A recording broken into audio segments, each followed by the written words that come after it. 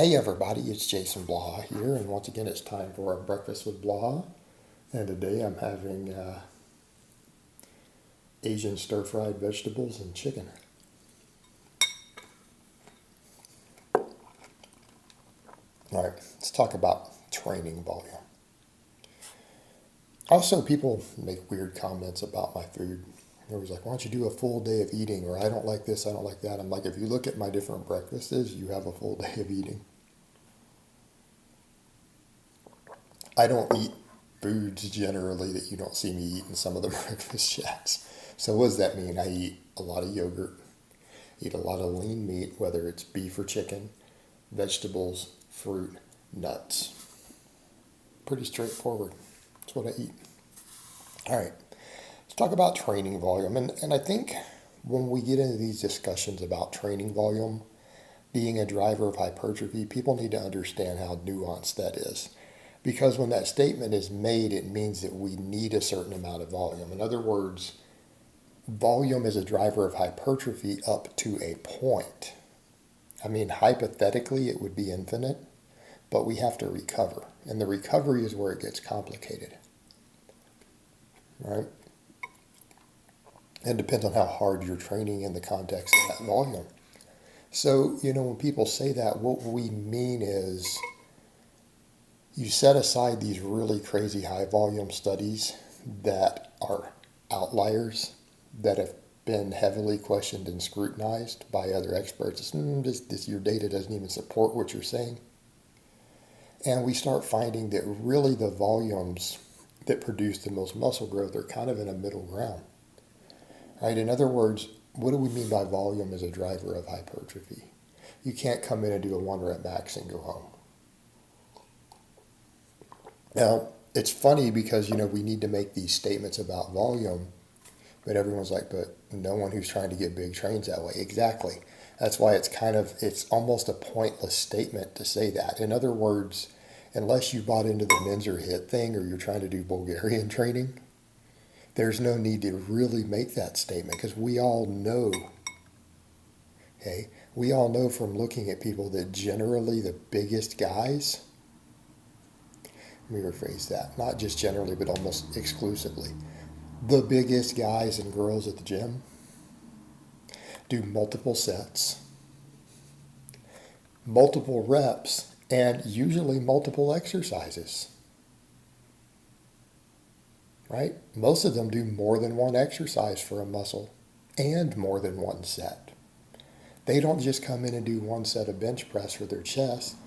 They might do 3 or 4 sets of bench press for their chest and 3 or 4 sets of dumbbells or incline or something else. Right? Volume. But we need to actually study that. And so when we make that point, yes, volume is a driver of hypertrophy. But everyone who already trains already uses a reasonable amount of training volume. It just may not be effective volume. It might be junk volume. It might be low quality volume, but they get that. People get that. But so it gets misleading because then people assume, well, if I come in and do 20 sets for a muscle in one workout, I'm going to grow even more. No, the studies say you're going to grow less. Right? We're going to grow less if we go off the research that we have. Nobody's getting bigger doing that, not optimally. Well, this pro bodybuilder does. Okay, his genetics and drugs, though. Just his stack look like. All right? And that's the big thing.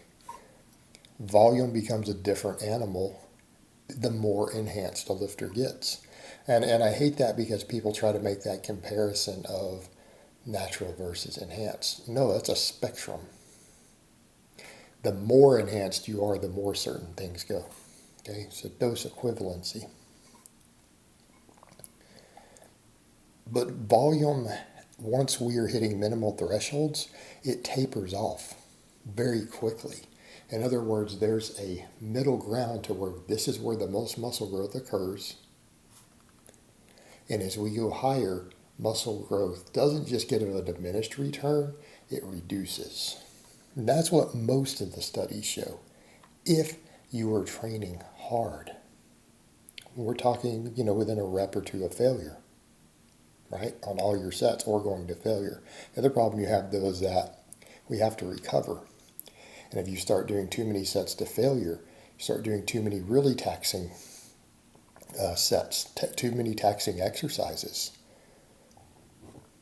our recovery suffers. And this is where we get into discussions of what's optimal rep ranges. How many reps should we be doing? How many sets should we be doing? Should we be looking at stimulus to fatigue on these different exercises? Yeah, it matters.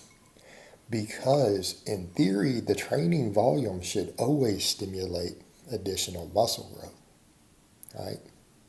The issue is that as it impedes recovery, it gives you less and less and less, right? So if I were to take and give you the same amount of sets, right? Same amount of sets, but in one workout we do all really high fatigue exercises, you're not going to be able to handle as much volume. The muscle stimulus might be similar, but your recovery is going to be screwed. You're going to gain less muscle from it. There's a reason we don't just come in and just squat and deadlift. At least once we're out of the novice phase. Right? It's a reason this doesn't work very well. It's a reason it beats you up too. Injuries is a whole other issue. So the point here is that, yes, volume's a driver of hypertrophy up to a point. But what are our real drivers? Our real drivers are mechanical tension, metabolic fatigue, the relationship between the two, and then how we recover on the backside of it. Okay, this is what we're dealing with. Because what are we talking about with training volume? We're talking about tension, how much mechanical load is put on a muscle. Now, we could say that's weight on the bar, but it's not always directly related to the weight on the bar because you have different joint angles, ranges of motion involved. Okay? Then, of course, we have certain muscle fibers are not going to get fatigued except at certain points in an exercise in terms of how close we get to failure. Certain joint angles, certain hand positions, foot positions. Right, you're going to have muscle fibers that are only recruited in certain angles. Okay, so you've got that to factor in, but we've got the tension in, and then we have the fatigue in, because that's where the volume side comes in. Are we good at accruing enough fatigue for the tension to even matter?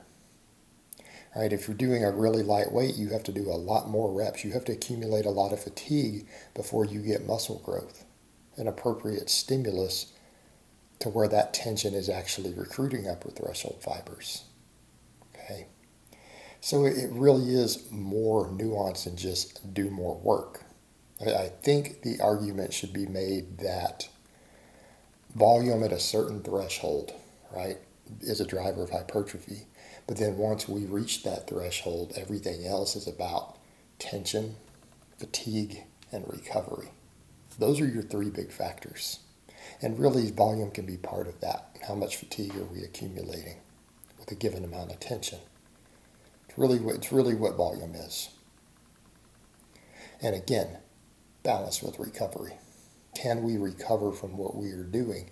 And that's a complex end of it, right? Because you got to look at psychological state of your training, your nutrition, your sleep, your stress levels, how enhanced you are. All of that plays into recovery. All right, guys, but that's really all I have to say on that today. I hope it's been informative, and I will talk to you guys next time.